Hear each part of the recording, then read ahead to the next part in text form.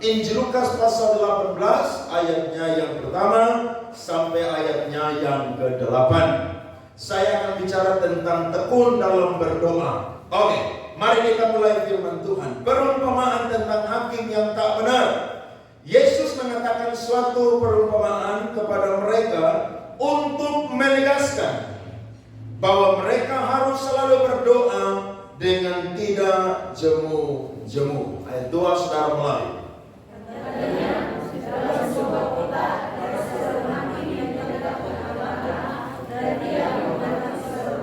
Dan di kota itu ada seorang janda yang selalu datang kepada hakim itu dan berkata, belalah aku terhadap lawanku.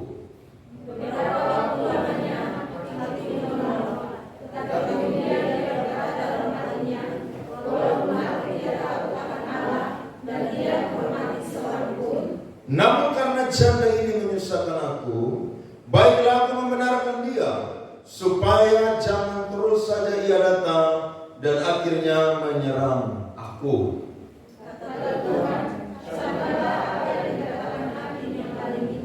Tidakkah Allah akan membenarkan orang-orang pilihannya yang siang malam berseru kepadanya? Dan adakah ia mengulur-ulur waktu sebelum menolong mereka? Sama-sama 2, 3. Aku berkata kepadamu, ia akan segera membenarkan mereka. Akan tetapi, jika anak manusia itu datang, adakah ia mendapati iman di bumi? Beri tepuk tangan kepada Tuhan. Saudara-saudara, bilang sama kiri kananmu, apakah Tuhan mendapati imanmu sampai pada malam hari ini?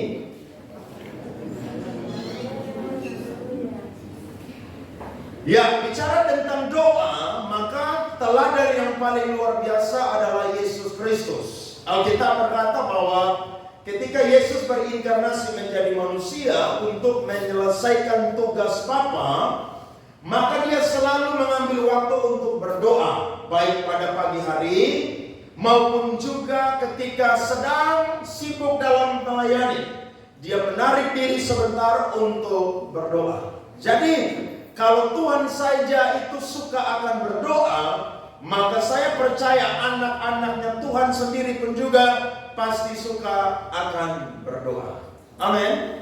Pertanyaannya, bagaimanakah saya dan saudara itu terus melakukan doa kita? Karena biasanya ketika kita berdoa, kadang-kadang kita masuk dalam satu situasi yang namanya adalah kejenuhan, kelelahan. Saya dan saudara akhirnya mulai bolong-bolong dalam berdoa. Saya dan saudara akhirnya mulai putus dalam berdoa. Saya dan saudara mulai jemu-jemu dalam berdoa. Tapi ada kabar baik untuk kita semua pada malam hari ini, bahwa doa adalah sesuatu yang sangat penting. Kenapa? Karena orang-orang Yahudi pun juga mereka memiliki sebuah perintah dalam kehidupan mereka yang terus-menerus mereka harus lakukan, yakni mereka harus berdoa kepada Allah. Tidak heran, saudara kalau baca firman Tuhan di Matius pasal 6, saudara akan menemukan salah satu tradisi orang Yahudi yang harus terus dilakukan, yakni dalam hal berdoa. Orang-orang sering mengatakan bahwa doa adalah nafas hidup orang percaya. Betul saudara-saudara? Tapi saya mau berkata bahwa doa itu seperti nafas bagi paru-paru. Bayangkan kalau tidak ada nafas yang masuk ke paru-paru, maka saya dan saudara pasti tidak akan hidup lagi. Nah, demikianlah pentingnya doa, sehingga Yesus menegaskan kepada murid-muridnya supaya mereka harus selalu berdoa dengan tidak jemu-jemu. Siapa yang malam hari ini satu hari masih berdoa 3 kali? Coba angkat tangan. Doa pagi, doa siang, doa malam. Yang jujur, ada? Ada. Siapa di sini yang satu hari mungkin doa hanya 2 kali? Ada? Ada. Siapa di sini yang doa satu hari hanya 1 kali saja? Ada? Ada. Siapa di sini yang doa 1 minggu 1 kali saja? Nah, kalau sampai ada saudara yang doa 1 minggu 1 kali saja, dan itu ada di gereja, malam ini saudara perlu dengar khotbah ini, bertobat supaya saya dan saudara bisa menikmati kuasa dan mujizat daripada berdoa. Amin. Sepenting apakah doa sehingga Yesus perintah murid-muridnya bahwa mereka harus selalu yang namanya berdoa dengan tidak jemu-jemu. Dalam konteks ini saya bisa memberikan poin yang pertama sebagai latar belakang. Yang pertama adalah saudara-saudara, mengapa kita harus berdoa? Karena setiap kita pasti punya masalah. Betul saudara? Janda ini dia punya masalah. Sehingga kita berkata bahwa dia itu selalu datang ke rumah daripada sang hakim. Kemudian dia itu mau supaya sang hakim itu membela haknya dia atau perkaranya dia. Orang Yahudi mereka punya dua hukum yang harus ditaati. Yang pertama adalah hukum Taurat, yang kedua adalah hukum yang dicatat di dalam Talmud, saudara-saudara. Nah, kalau saya dan saudara belajar Alkitab, kita akan menemukan bahwa seorang janda itu dia tidak mendapatkan warisan. Yang mendapatkan warisan itu adalah anak laki-laki. Tapi karena janda ini dia masih bisa menikah, maka haknya dia itu pun juga harus diperhatikan oleh pemimpin-pemimpin Yahudi yang ada pada waktu itu. Mari kita lihat firman Tuhan, Keluaran pasal 22 ayat 22 sampai 24. Perhatikan firman Tuhan. Seorang janda atau anak yatim janganlah kamu tindas. Jika engkau memang menindas mereka, tentulah aku akan mendengarkan seruan mereka. Jika mereka berseru-seru kepadaku dengan nyaring, maka murkaku akan bangkit dan aku akan membunuh kamu dengan pedang, sehingga istri-istrimu menjadi janda dan anak-anakmu menjadi yatim. Jadi porsi daripada seorang janda itu setara dengan anak yatim, orang asing, bahkan juga para imam-imam yang melayani. Bahkan mereka pun juga mendapatkan persembahan persepuluhan. Lihat satu ayat lagi, latar belakang. Ulangan 14 ayat 28 sampai 29. Alkitab berkata, Ulangan 14 ayat 28 sampai 29.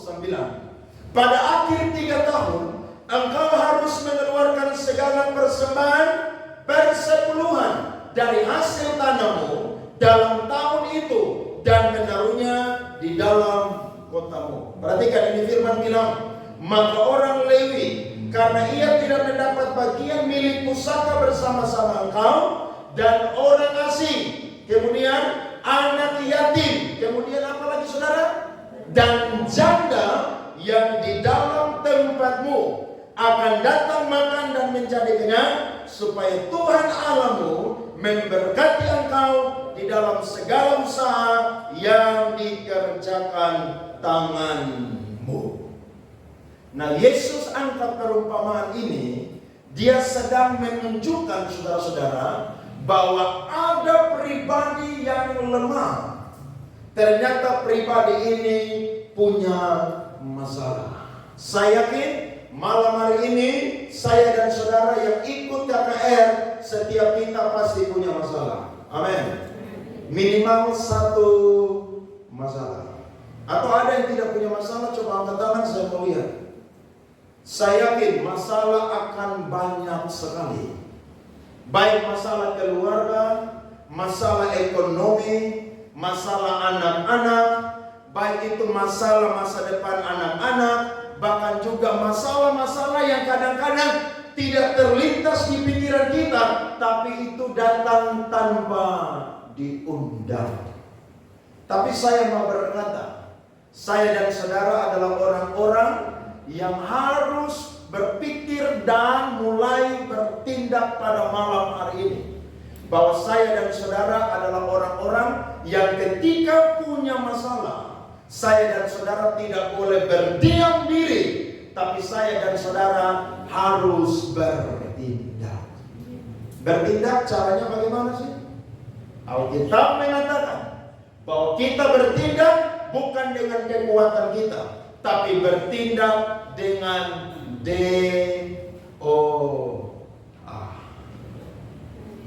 Saya yakin kuasa daripada doa itu dahsyat luar biasa. Amin. Amin. Kalau kita sudah iring Tuhan 1 tahun, saya yakin bahwa dalam 1 tahun ini kita mengalami jawaban-jawaban doa dari Tuhan. Kalau kita sudah iring Tuhan 5 tahun, saya percaya 5 tahun ini pun juga kita menikmati jawaban-jawaban doa dari Tuhan. Yesus berkata bahwa janda ini, saudara, dia ini selalu datang ke rumah daripada sang hakim.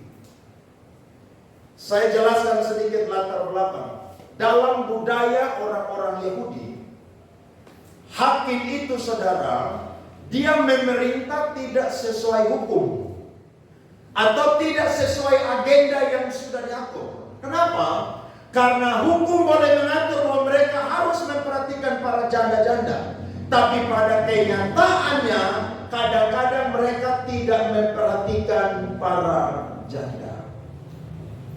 Sehingga Alkitab berkata bahwa janda adalah orang yang memiliki 3 penghalang untuk bisa mendapatkan pertolongan dari sang hakim. Saya bagikan untuk saudara-saudara semua. Yang pertama, janda ini sebagai seorang perempuan, kedudukannya itu rendah di muka hukum.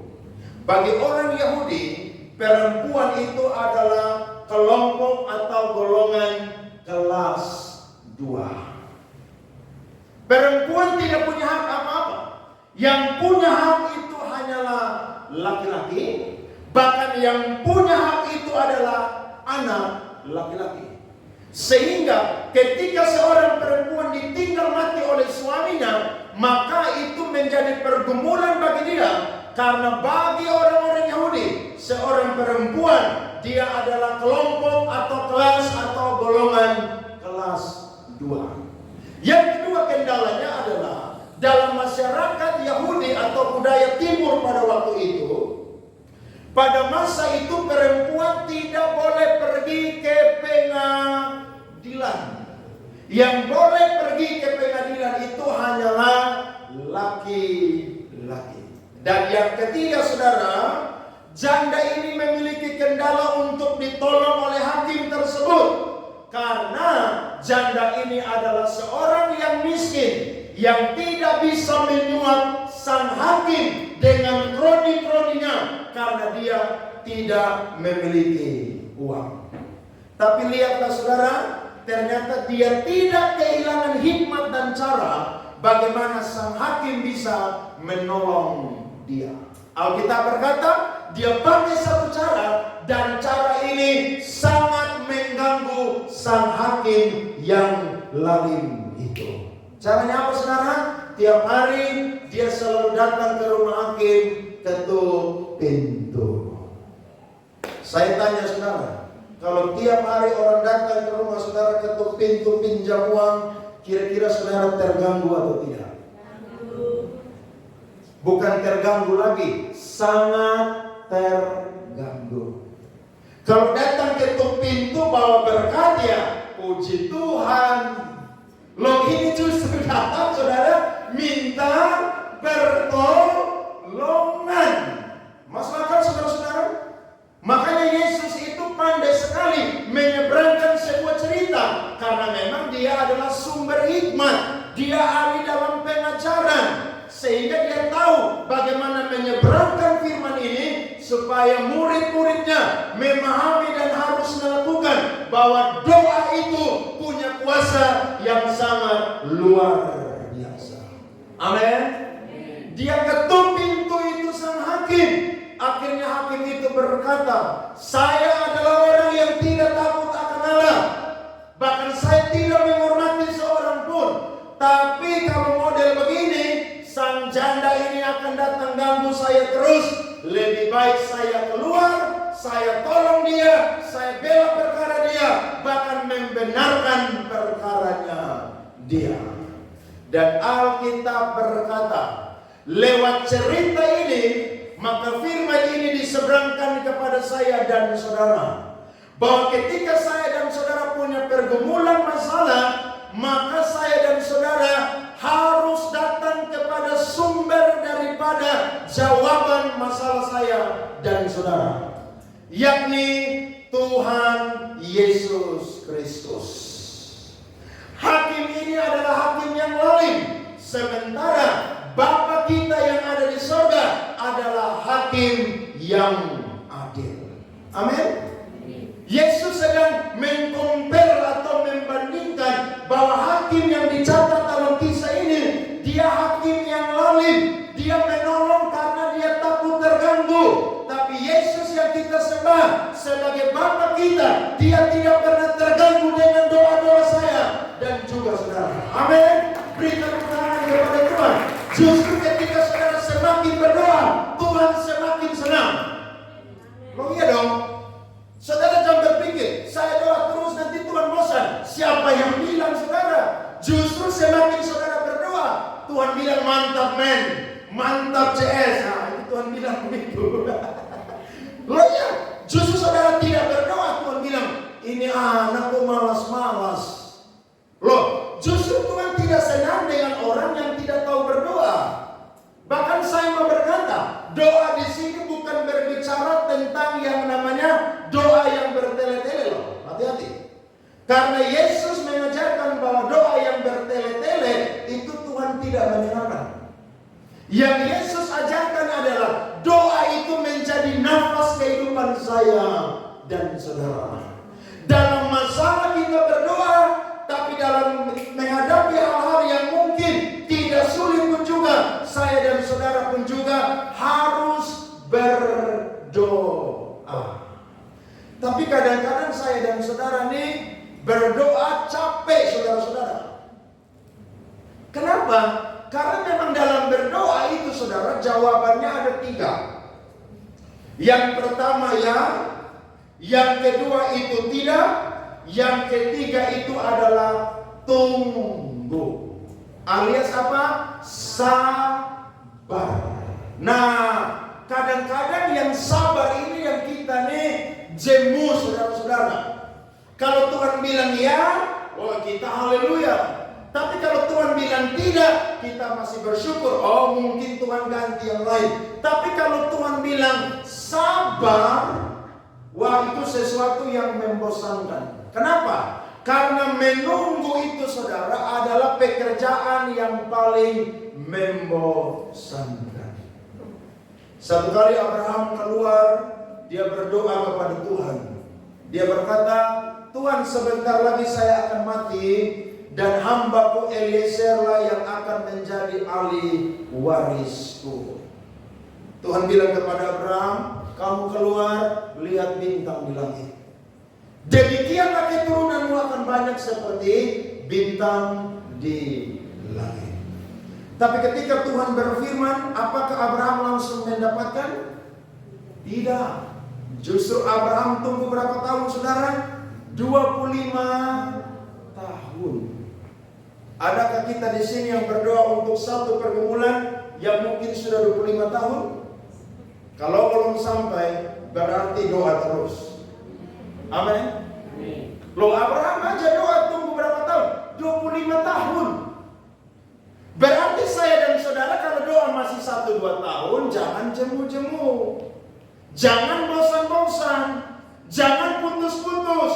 Tapi doa sampai sesuatu terjadi. Amin. Kalau Tuhan belum jawab berarti mungkin jawabannya ada 3. Tapi kalau Tuhan bilang sabar, maka saya dan saudara harus belajar untuk apa? Sabar. Karena ketika kita sabar saudara, itu upahnya atau buahnya sangat manis. Saya suka dengan pendeta-pendeta zaman dulu.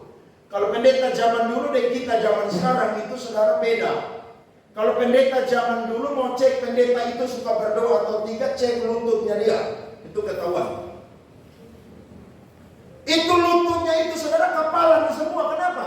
Karena dia doa itu saudara, berlutut itu saudara, berhari-hari, berminggu-minggu, berbulan-bulan, bertahun-tahun.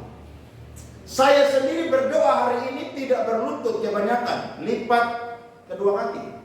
Kenapa? Berlutut itu sakit saudara. Tapi pada zaman dulu kalau mau cek pendeta suka berdoa, cek di lututnya dia. Nah sekarang saya dan saudara kalau mau cek kita tukang berdoa, ceknya bagaimana sih? Salah satu bukti daripada saya dan saudara masih suka berdoa adalah saudara terus berdoa sekalipun saya dan saudara masih menunggu jawaban daripada Tuhan.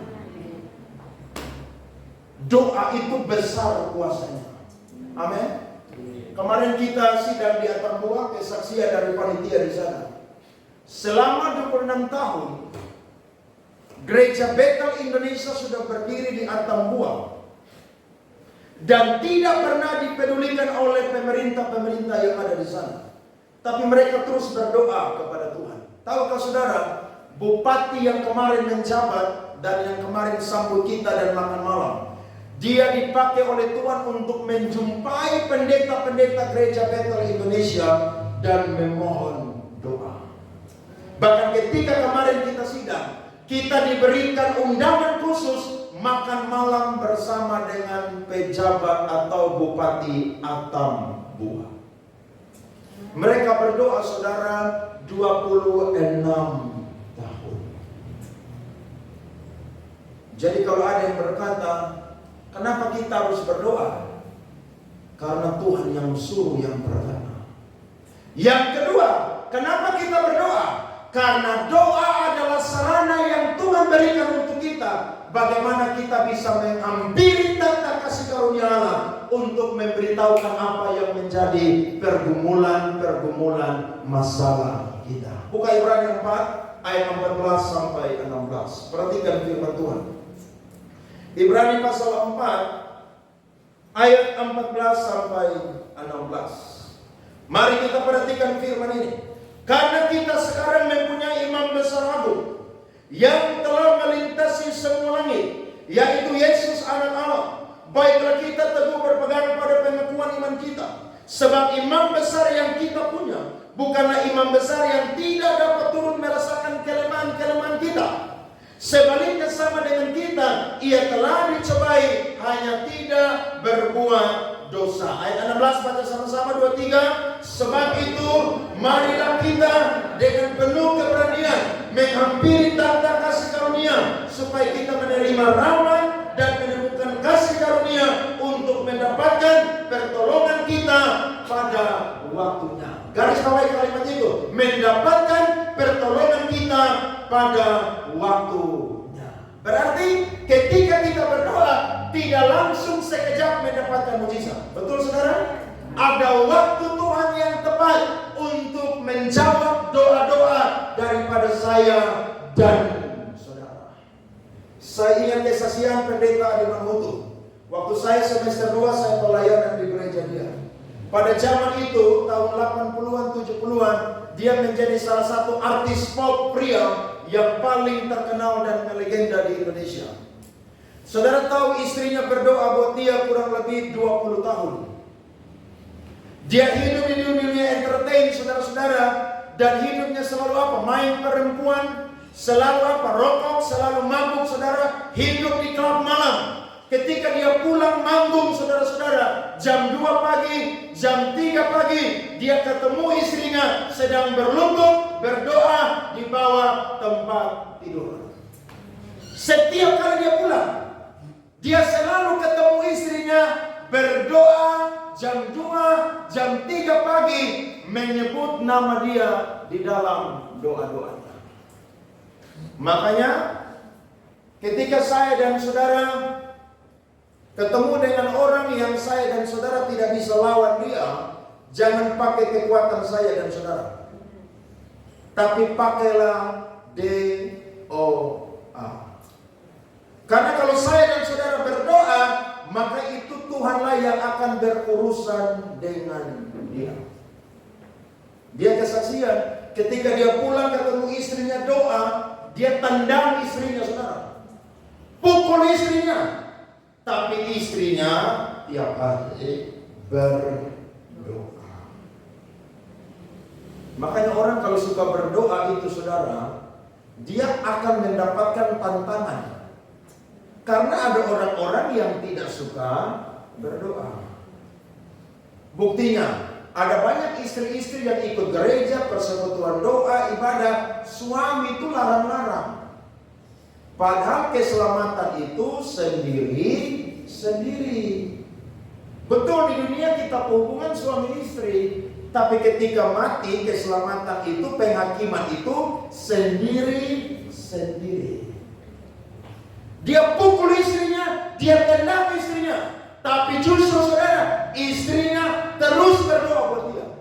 Sampai satu ketika, saudara, ketika dia pulang, saudara, dia dengar istrinya sebut nama dia. Istrinya berkata, Tuhan Yesus, selamatkan suami saya, Ade Manuhutu. Saudara tahu, ketika Ade Manuhutu dengar kata-kata itu, Roh Kudus jamah dia dan saudara dia. Dia bertobat, saudara, dan akhirnya dia jadi seorang pendeta dan gembala sidang. Dia cipta satu lagu. Lagunya saya kurang hafal, tapi ini lagu bagus sekali. Bunyinya begini. Kasih setiamu lebih dari hidup, biar bibirku memegahkan Engkau. Seumur hidupku ku kan memujimu, dan seterusnya. Loh, yang bisa rubah seorang suami itu siapa? Tuhan Yesus. Saya dan saudara tidak bisa rubah manusia, tidak bisa. Kita cuma kasih proposal ke Tuhan ACC aja begitu. Iya, doa itu kalau saya mau berkata seperti proposal. Makanya proposal saudara itu harus apa? Padat dan lengkap. Kalau suami tidak suka gereja, saudara bilang, Tuhan, saya punya suami tidak suka gereja. Ngomong dengan Tuhan jujur.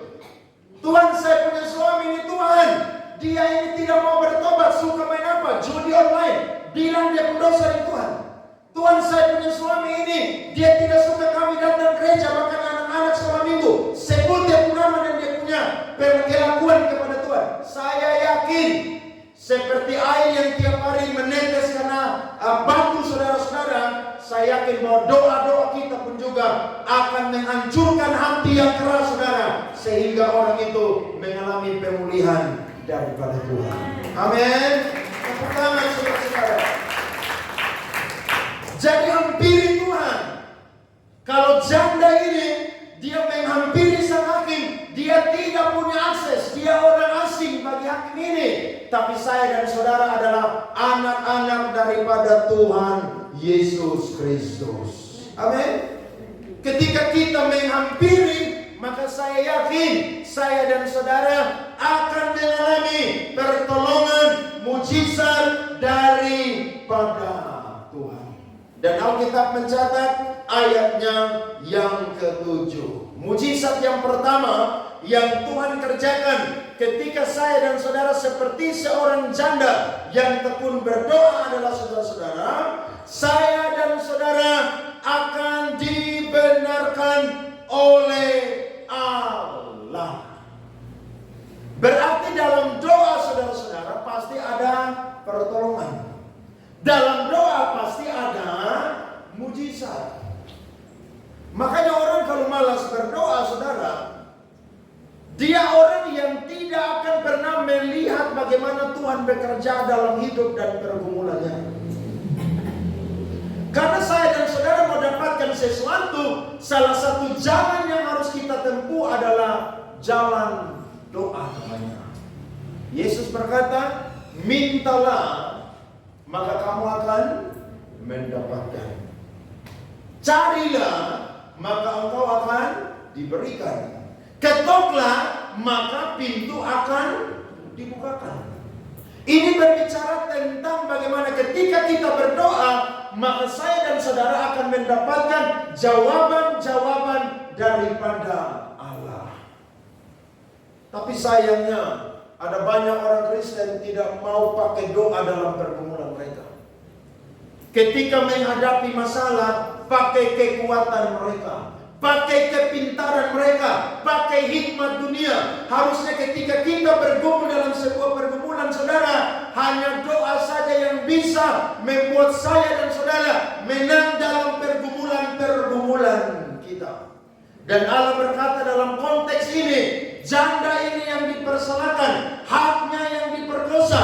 Allah berkata bahwa dia membenarkan orang-orang yang berdoa kepadanya. Saya pernah cerita di sini atau belum ya? Ada seorang anak muda baru lulus sekolah teologi, dia diutus jadi gembala di satu desa. Di depan gereja dia ada satu tempat yang bangun diskotik, saudara-saudara. Jadi pendeta yang masih muda ini tidak punya power, tidak punya kekuatan. Dan dia takut jangan sampai nanti kaum pria yang ada di gereja dia nanti malam minggu pergi ke diskotik, hari minggu datang ke gereja. Bahkan dia takut nanti jemaatnya yang perempuan semua itu bisa ditinggalkan oleh suami mereka yang hidupnya suka di klub malam atau diskotik. Maka dia ajak semua jemaat untuk berdoa 1 minggu. Hari pertama, kedua, ketiga, keempat, kelima, keenam, saudara-saudara, itu tidak ada mujizat. Tapi tahukah saudara, hari ke-7 pulang gereja, dia ajak jemaatnya semua untuk berdoa bagi diskotik yang ada di depan gereja mereka. Karena besok hari Senin, diskotik itu akan diresmikan. Tahukah saudara, hari Minggu malam mereka doa keliling di diskotik itu, saudara-saudara. Selesai jam 12 kurang, semua pulang ke rumah masing-masing. Tiba-tiba jam 12 malam, saudara-saudara, hujan besar datang, saudara, dan disertai dengan petir dan lain sebagainya. Maka tahukah saudara, diskotik itu yang sudah didekorasi, yang sudah dipersiapkan untuk peresmian besok pagi, itu saudara dibakar oleh sambaran petir lewat hujan yang terjadi. Maka malam itu saudara-saudara, diskotik yang sudah dipersiapkan dengan mantap, justru itu lulu lantas sisa puing-puingnya saja. Maka penjaga diskotik lapor kepada bosnya. Dia berkata, "Bos, diskotik kita terbakar." Bos tanya, "Bagaimana bisa terbakar diskotik itu?" "Kami tidak tahu. Tapi yang kami lihat pada malam hari itu, hujan itu turun dengan deras sehingga ada petir yang menyambar diskotik kita. Tapi sebelum petir itu menyambar diskotik kita, saya melihat ada pendeta dengan jemaat-jemaatnya selama 7 hari tiap malam jam 10 doa keliling diskotik ini." Loh, pendeta baru lulus seminari kan, kekuatan di mana? Tidak ada power begitu. Tidak ada orang dalam untuk halangi itu proyek. Maka bosnya langsung berpikir, gara-gara pendeta muda ini dengan jemaatnya berdoa, sehingga diskotik saya terbakar. Maka bosnya lapor polisi. Sampai di depan polisi, polisi bingung. Karena bos yang tidak tahu berdoa percaya akan kuasa doa. Sedangkan pendeta muda ini bersama dengan jemaat berkata, "Kami kan hanya berdoa saja." Maka itu adalah perkara yang membingungkan sang polisi, sehingga perkara itu tidak lanjut ditangani, tapi dibubarkan perkara tersebut. Pesan dari ilustrasi ini adalah, ketika kita berdoa, mujizat selalu terjadi bagi saya. Beri tepuk tangan kepada Tuhan. Amin. Tuhan akan membenarkan kita. Jadi kalau hari-hari ini saudara dipersulit, hak saudara itu diperkosa, saudara dalam pergumulan-pergumulan yang berat, percaya Allah akan membenarkan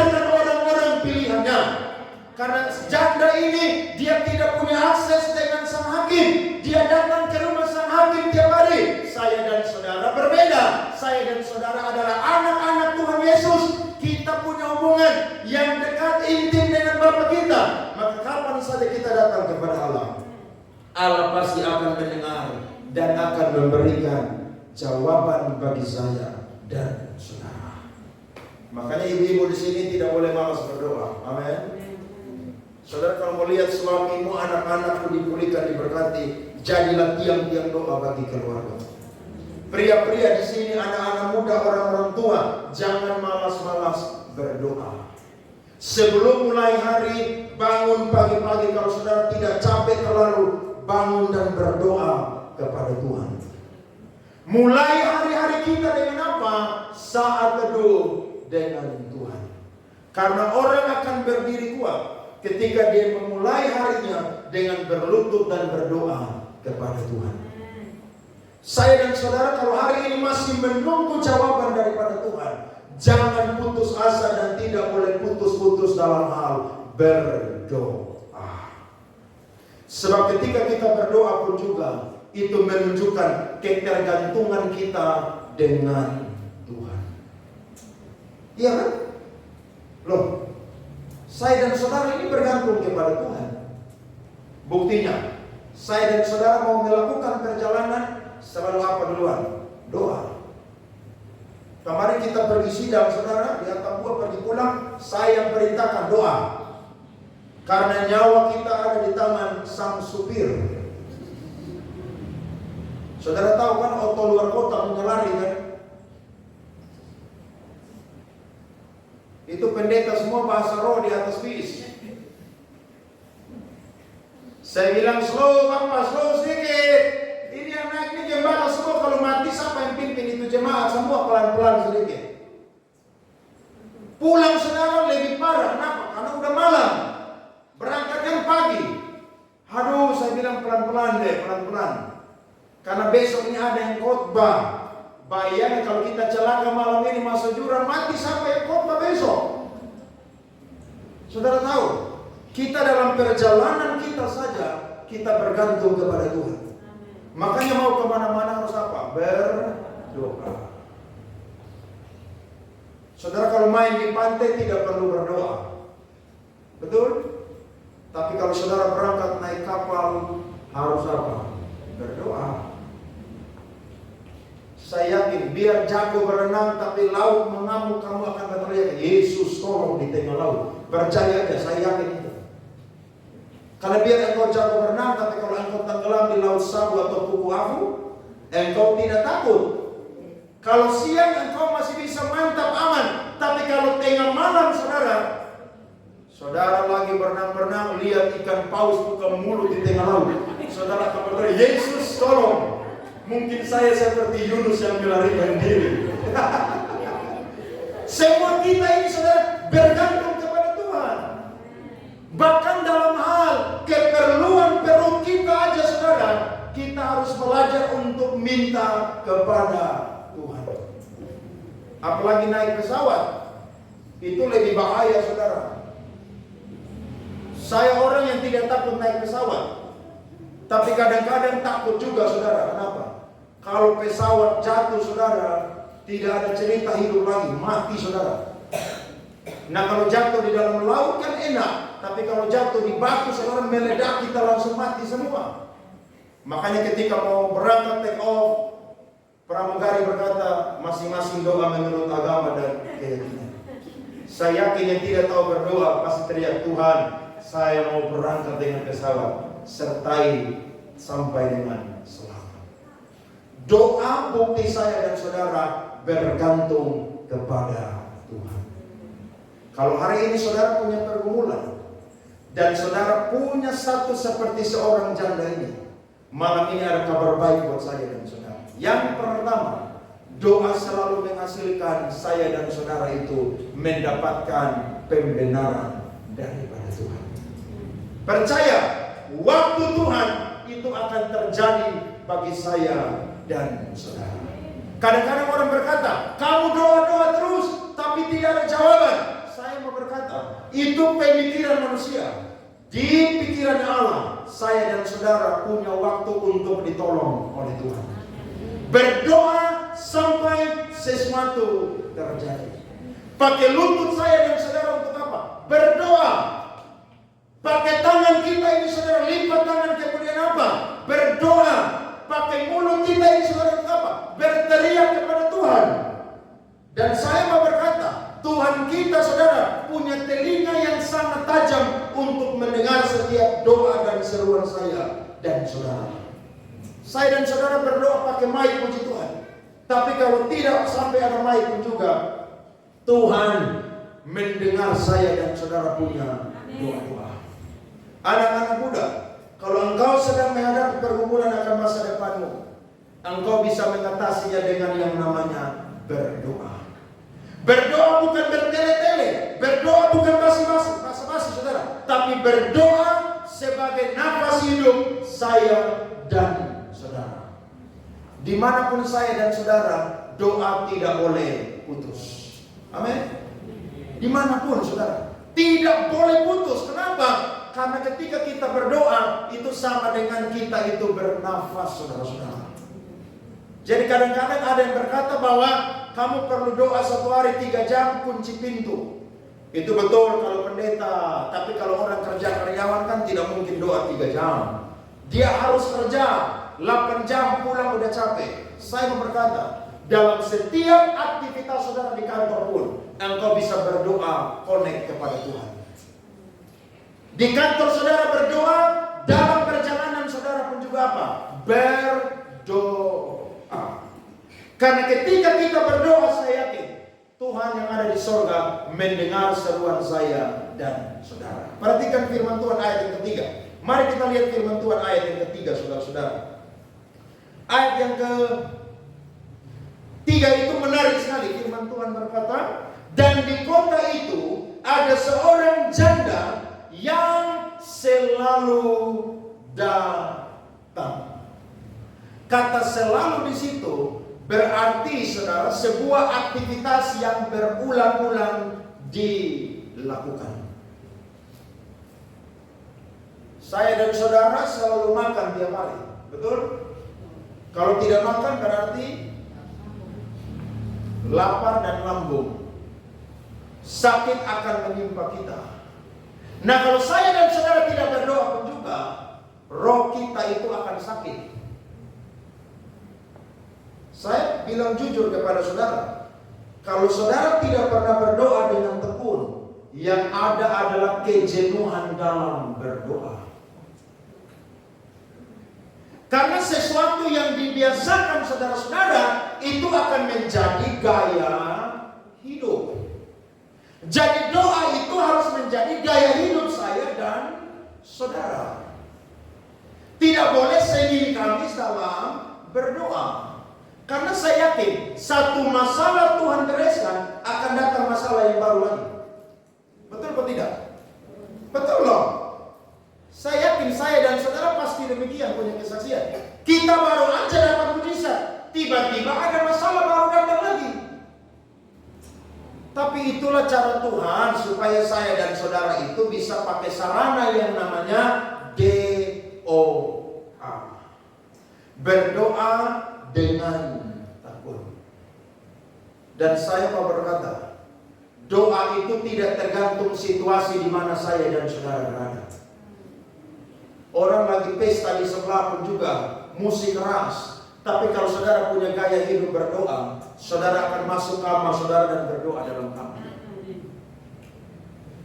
Ada yang berkata, saya tidak bisa berdoa karena musik terlalu besar. Loh, doa kan tidak perlu teriak-teriak dengan Tuhan. Justru kamu ngomong dalam hati aja, Tuhan sudah tahu apa yang sedang kita sampaikan kepada Tuhan. Bahkan ketika saya dan saudara letih, lesu, capek pun juga, kadang-kadang saya dan saudara tersungkur dan berdoa, dan aminnya pagi saudara-saudara, saya yakin Tuhan pun juga mendengar doa saya dan saudara. Karena Allah kita adalah Allah yang mengerti tentang persoalan dan pergumulan kita. Malam ini saya dan saudara mendapatkan jawaban dari Tuhan. Yang pertama, seperti janda ini dibenarkan oleh sang hakim, maka saya dan saudara pun juga dibenarkan oleh Tuhan Yesus Kristus. Yang kedua adalah Yosua berkata, dan adakah ia mengulur-ulur waktu sebelum menolong mereka? Berarti mujizat yang kedua yang kita dapatkan adalah Tuhan tidak mengulur-ulur waktu, tapi Tuhan segera menolong saya dan saudara. Persoalannya waktunya Tuhan, bukannya waktunya kita. Bagi kita 1000 tahun, tapi bagi Tuhan itu baru 1 hari. Bagi kita baru 1 hari, tapi bagi Tuhan itu sudah 1000 tahun. Makanya orang kalau saya lihat berdoa hari ini, besok dia tidak mau berdoa lagi. Aduh, kasihan deh. Itu orang perlu yang namanya masuk dalam doa dan puasa khusus yang namanya pemulihan dalam hal berdoa. Karena ketika orang tidak berdoa, saudara, maka justru dia itu tidak akan melihat pertolongan daripada Tuhan. Alkitab mencatat bahwa begitu banyak orang yang mengandalkan doa di dalam kehidupan mereka dan juga masalah dan juga pelayanan mereka. Rasul Paulus itu, saudara, orang yang suka dengan berdoa.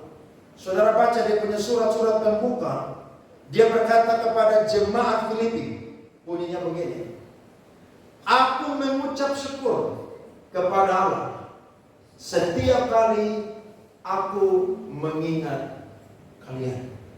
Bahkan aku mengucap syukur dan aku berdoa dengan sungguh-sungguh kepada Allah untuk kalian. Di penjara, saudara, dia masih terus apa? Berdoa.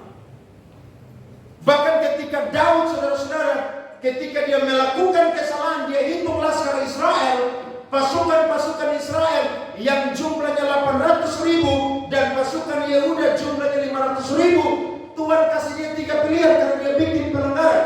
Yang pertama adalah penyakit sampar 3 bulan. Yang kedua adalah dikejar musuh selama 3 bulan. Dan yang ketiga itu, saudara, adalah dia harus mengalami yang namanya itu penyakit sampar 3 hari. Yang pertama tadi kelaparan selama 3 bulan. Daud berdoa merendahkan dirinya dan minta pengampunan daripada Tuhan. Tuhan kasih mati kurang lebih 70.000 orang Israel. Tapi setelah itu ketika Tuhan lihat Daud menyesal, Tuhan mengampuni Daud dan Tuhan berkata kepada malaikat, berhentilah tulah itu diberikan. Bahkan seorang raja yang hebat sekali, Tuhan utus yang namanya Nabi Yesaya berkata kepada Raja Hizkia, engkau akan mati. Alkitab berkata, Hizkia berdoa dengan sungguh-sungguh kepada Tuhan. Bukan hanya dia mendapatkan kesembuhan daripada Tuhan, tapi dia mendapatkan ekstra usia 15 tahun lagi Tuhan tambahkan kepada Hizkia.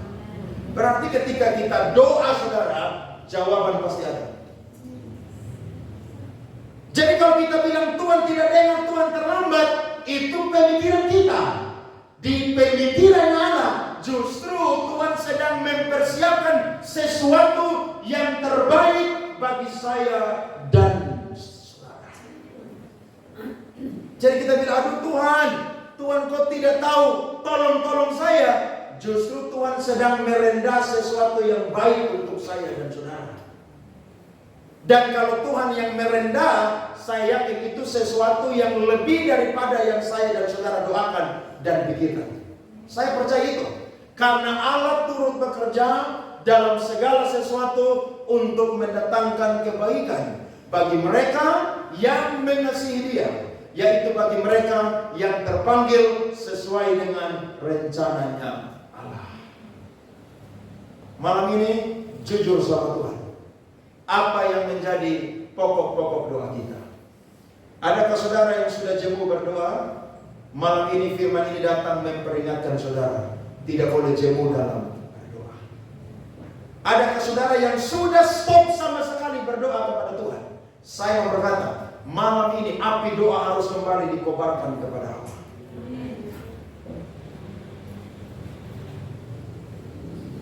Orang-orang yang melayani kadang-kadang tidak mau berdoa lagi.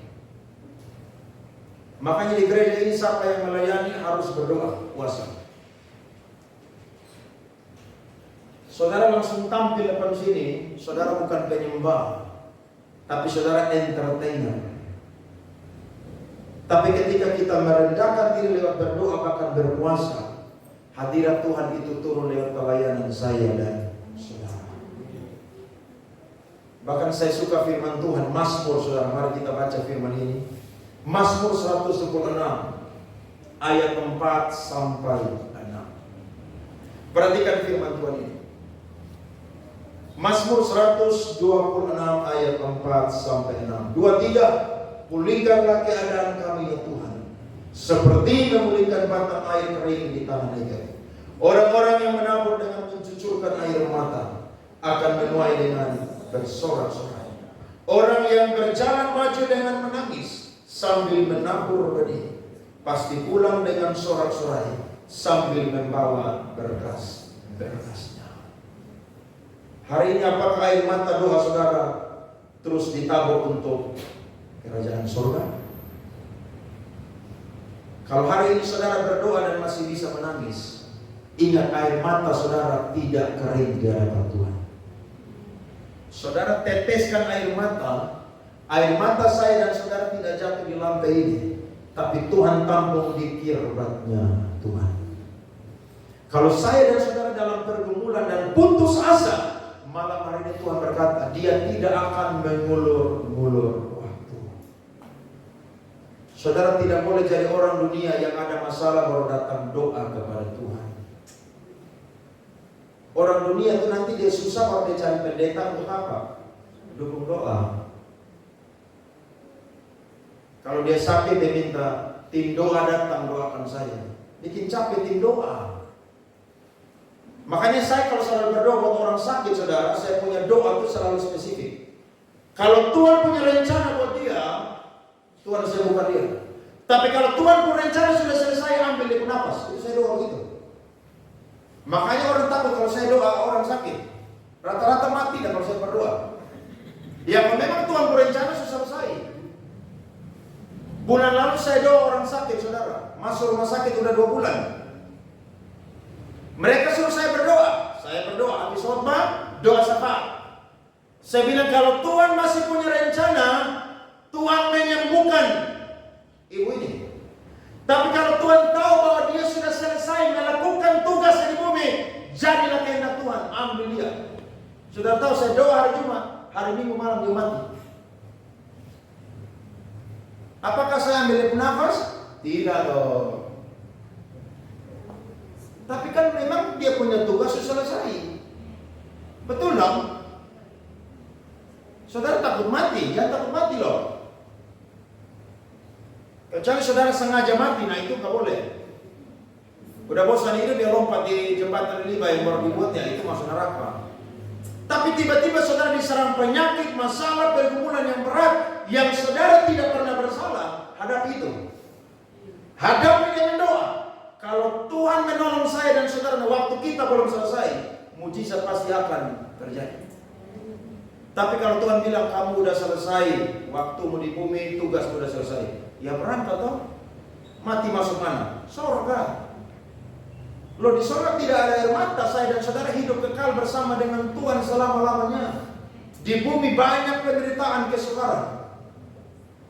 Tapi ketika kita punya pergumulan, ada jalan keluar yang Tuhan kasih pada malam hari ini. Sama seperti janda ini, yang tiap hari ketuk rumah daripada sang hakim. Maka saya dan saudara pun juga harus seperti demikian. Kita murid-murid Kristus yang tiap hari datang ketuk pintu hatinya Tuhan Yesus, yang tiap hari ketuk pintu surga, supaya apa yang kita ikat di dunia ini akan terikat di surga. Apa yang kita lepaskan di dunia ini akan terlepas di surga. Ada amin? Mau berdoa saudara?